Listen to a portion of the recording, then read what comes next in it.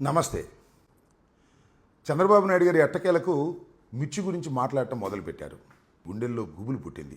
అంతేకాదు, పరామర్శించటమే కాదు, అత్యధిక సంఖ్యలో రైతులు వచ్చి తమ గోడును జగన్మోహన్ రెడ్డి గారికి విన్నవించుకున్నారు. ఆ గోడు విన్న తర్వాత జగన్మోహన్ రెడ్డి గారు మీడియాతో కూడా మాట్లాడారు. తర్వాత ట్వీట్ కూడా చేశారు.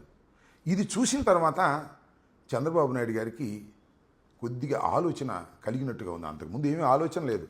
అసలు మిర్చి రైతుల గురించి పట్టించుకున్నటువంటి సందర్భమే లేదు. ఇప్పుడు మిర్చి రైతుల గురించి మాట్లాడటం మొదలెట్టారు. సంతోషం. కనీసం జగన్మోహన్ రెడ్డి గారు గుర్తు చేశారు కాబట్టి మిర్చి రైతుల గురించి మీరు మాట్లాడడానికి ప్రయత్నం చేస్తున్నారు. సంతోషం. అయితే మిర్చి రైతులకు న్యాయం చేయకపోతే మాత్రం మీరు రాజకీయ విషాదాన్ని మీరు చవి చూడవలసినటువంటి అవసరం ఉంటుందని కూడా ఈ సందర్భంగా నేను చెప్పదలుచుకున్నాను. ఢిల్లీ వెళ్ళారు. మిర్చి రైతుల గురించి వెళ్ళలేదు, అందరికీ తెలుసు. మీరు ఢిల్లీ వెళ్ళింది ఢిల్లీ ముఖ్యమంత్రి ప్రమాణ స్వీకారం చేయడం కోసం. ఆ ఆహ్వానాన్ని మన్నించి మీరు వెళ్ళారు.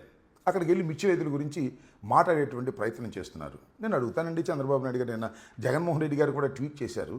కేంద్ర ప్రభుత్వానికి ఏం సంబంధం ఏంటండి? మీరు కదా ఇక్కడ ముఖ్యమంత్రిగా ఉంది. మీరు ఇమీడియట్గా యాక్షన్ తీసుకోవాలి కదా. రైతులకు గిట్టుబాటు ధర రాకపోతే యూ కెన్ పర్చేజ్. రాష్ట్ర ప్రభుత్వం పర్చేజ్ చేయండి. పర్చేజ్ చేసి గోడౌన్స్లో నిల్వ పెట్టండి. నష్టం వస్తే భరించండి, లాభం వస్తే అనుభవించండి. ఇది ఎన్నిసార్లు చేయలేదు జగన్మోహన్ రెడ్డి గారు? ఇవాళ కాకమ్మ కథలు ఢిల్లీ వెళ్ళి మీరు చెప్పేటటువంటి ప్రయత్నం చేస్తుంటే నవ్వాలో ఏడవాలో అర్థం కానటువంటి పరిస్థితి.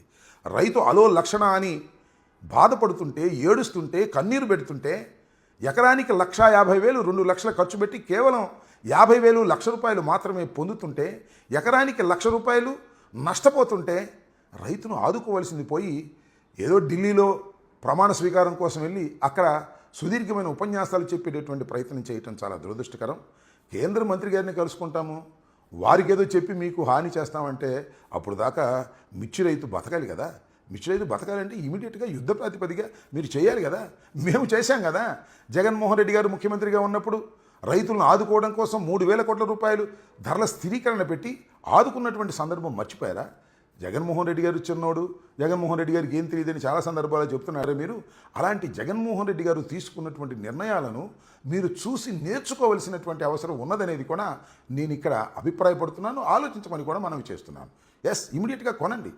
రాష్ట్ర ప్రభుత్వానికి చెప్పి మీరు ఇమీడియట్గా 16,000కో 20,000కో ఈ మధ్య రేట్లో మీరు కొని వాటి నిల్వ చేయండి. నష్టం వస్తే భరించండి ప్రభుత్వం, నష్టం రాకపోతే లాభం వస్తే మీరు దాన్ని అనుభవించండి, ఎక్స్పోర్ట్ చేయండి. ఇలాంటి కార్యక్రమాలు చేయకోకుండా ఢిల్లీ వెళ్ళి కేంద్ర వ్యవసాయ శాఖ మంత్రితో మాట్లాడతాను, రైతులతో చర్చిస్తాను, వాళ్ళందరితో కూర్చోబెట్టి మాట్లాడతాను అనేటువంటి ఒక నిరర్ధకమైనటువంటి మాటలు మాట్లాడి రైతుల్ని మీరు సంతోషపెట్టాలనుకోవటం చాలా తప్పు. నేను చాలా స్పష్టంగా చెబుతున్నా.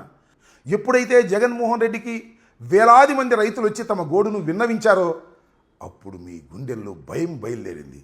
ఇప్పుడు కంటె తుడుపు చర్యగా మీరు చేస్తున్నారు తప్ప చిత్తశుద్ధిగా మీరు పని చేయటం లేదు. ఇప్పటికైనా చిత్తశుద్ధిగా పనిచేసేటటువంటి కార్యక్రమం చేయండి చంద్రబాబు నాయుడు గారు. రైతుల్ని ఆదుకునే ప్రయత్నం చేయండి. అలా చేయకపోతే మాత్రం తప్పనిసరిగా దీనికి మీరు మూల్యం చెల్లిస్తారని చంద్రబాబు నాయుడు గారిని హెచ్చరిక చేస్తున్నా. ఎంతసేపు జగన్మోహన్ రెడ్డి గారికి సెక్యూరిటీ విత్డ్రా చేసి ఆయనకి ప్రమాదం కల్పించాలనేటువంటి ఒక దుర్బుద్ధితో వ్యవహరిస్తారు ఏమిటండి? రైతుల గురించి ఆలోచించండి. మీరు లాజిక్ను ఒకటి మిస్ అవుతున్నారు. మీరు మీ అబ్బాయి కూడా ఒక చిన్న లాజిక్ని మిస్ అవుతున్నారు.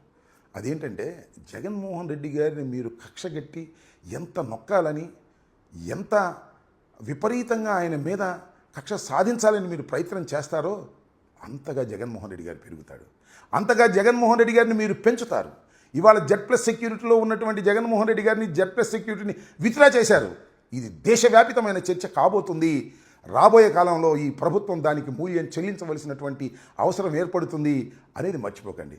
జగన్మోహన్ రెడ్డి గారి మీద కక్షతో ఎన్నికల్లో మీరు ప్రయత్నం చేయండి తప్ప వ్యక్తిగత కక్షలతో మీరు ప్రయత్నం చేసినప్పుడు తప్పనిసరిగా బొటుడింతై అంతై అన్నట్టుగా జగన్మోహన్ రెడ్డి గారు పెరిగిపోతారు. చూశారు కదా.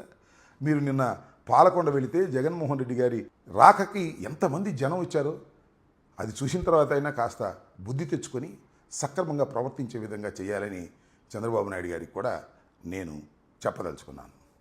ధన్యవాదాలు.